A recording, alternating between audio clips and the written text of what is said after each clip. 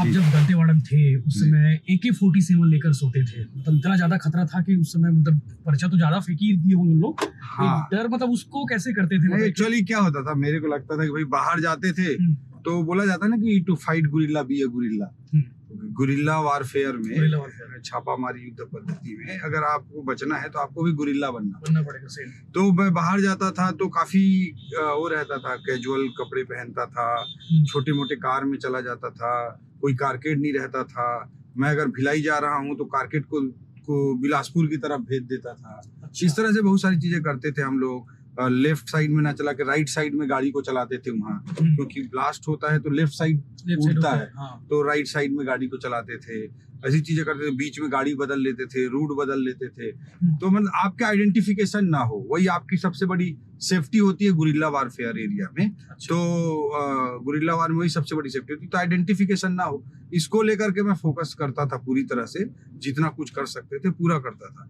लेकिन मेरे को लगता था कि भाई लास्ट में आप दिन भर तो बचते रह सकते गुरिल्ला बन के, लेकिन लास्ट में तो आप अपने बंगले में आओगे ही आओगे। हाँ। तो आपको कोई अगर टारगेट कर ही लेगा कि हाँ अटैक करना है, घर ही करेगा तो घर में भी तो कर सकता है। ये मेरे को लगता था, तो इसलिए मैं बंगले की सेफ्टी में बहुत ध्यान देता था। क्योंकि कुछ हिस्ट्री रही भी है वहां पे अटैक की।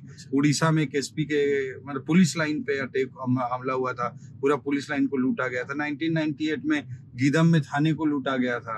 कई सीआरपीएफ कैंप में भी अटैक हुए पहले, शायद रानी बोदली में हुआ था। तो ऐसे मतलब एर्राबोर के कैंप में अटैक हुआ था, सरोजडूम कैंप में। तो इस तरह के बेस पर भी अटैक होने की हिस्ट्री रही है। तो मेरे को लगता था कि बंगले में भी अटैक तो हो ही सकता है अगर अटैक करना हो उनको।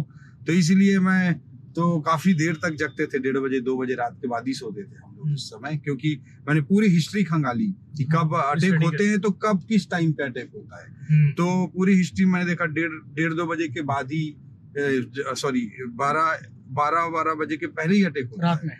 रात में जब भी अटैक होता है नक्सली एरिया में, मतलब किसी बेस कैंप पे, तो ये अनुभव आया कि वो 11-12 बजे तक के पहले हो ही जाता है, क्योंकि उनको पूरा अटैक करके पूरा समेटना भी है, इंसिडेंट को अंजाम देके फिर उनको वापस इतना दूर भाग जाना है सूरज उगने से पहले कि वो मतलब एक ट्रेस करने के लिए। हाँ, तो इसलिए उनका रहता है 11-12 बजे तक। तो इसलिए सेफर साइड हम लोग 1:30-2 बजे के बाद ही सोते थे। 1:30 बजे तक रात कट जाए। हाँ, 1:30-2 बजे के बाद तो फिर ये लगता था कि हाँ अब कुछ नहीं होगा, अब कुछ नहीं होगा टाइप। तो हम लोग ऐसी ये ध्यान रखते थे। फिर जो संतरी होते थे, मतलब जो हमारे बेस थे, बहुत सारे संतरी ऊपर में जो मचान बना रहता है उस पे रहते थे। एसपी का और मेरा बंगला एक साथ था, तो वहां पे रहते थे। तो उनकी मैं लगातार जांच करते रहता था रात में, कई बार 1 बजे 1:30 बजे। एक बार एक जवान सो गया था एसपी के बंगले का संतरी ऊपर में, मचान में। आपके बंगले से लगा रहा होगा? हाँ, दोनों को बाउंड्री वाल कॉमन था, मतलब लगा हुआ था। तो उसमें भी मैं जाके देखता रहता था। तो वहां पे एक बार सो गया था, तो उसका मैं AK-47 लेके आ गया था। तो ऐसी चीजें करते रहते थे, मतलब वो टेंशन में आ गया, वो तो मतलब उसको लगा कि मैं टर्मिनेट हो गया करके। लेकिन उनको ये मालूम था कि कलेक्टर साहब बीच बीच में घूमते हैं, तो वही ले गए। हाँ, तो बदमाशी क्या, मतलब मॉनिटरिंग था। हाँ, मॉनिटरिंग था वो। तो ये सब चलता था। और फिर लास्ट में हमने सोचा कि चलो कभी अंदर घुस ही आए, बंगले के अंदर आ ही गए और घुस ही गए। तो मतलब मैं बेडरूम में, मैं और मेरा एक फ्रेंड सोते थे एक ही बेडरूम में, एक रूम में। तब मेरी मैरिज भी नहीं हुई थी। और दोनों एक साइड में AK-47 रखते थे। अच्छा। और मेरे बेडरूम के जस्ट बाहर, मतलब घर के अंदर ही बेडरूम के जस्ट बाहर 2 जवान सोते थे। वो 2 AK-47 रखे रहते थे। वो मेरे सबसे ट्रस्टवर्दी लड़के थे। और हमने अंदर से एक सीढ़ी बना रखी थी ऊपर जाने की। और कभी बंगले पे अटैक हो ही गया तो आखिरी में हम, वो 2 जवान और हम 2, 4 लोग अंदर से ऊपर चले जाएंगे। और ऊपर में हमने एक स्पेस बनाया था पूरा कवर करके, बैरक बनाया हुआ था घर के ऊपर में। कैसे अटैक करना है, कैसे डिफेंड करना है। हाँ, तो कम से कम उसमें हम चले जाएंगे और 4 लोग रहेंगे, 4 लोग पास 4 AK-47 रहेगा।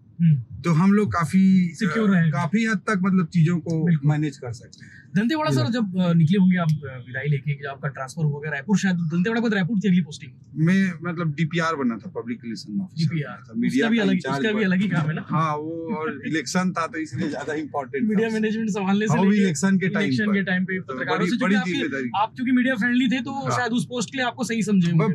बहुत जूनियर था, बट कैसे CM साहब ने और उस समय की रिजीम ने सोचा मेरे को, आई डोंट नो। बट उन्होंने मेरे को चुना और बड़ी बात थी मेरे लिए। उस समय बहुत बहुत यंग था मैं, बहुत जूनियर था उस समय।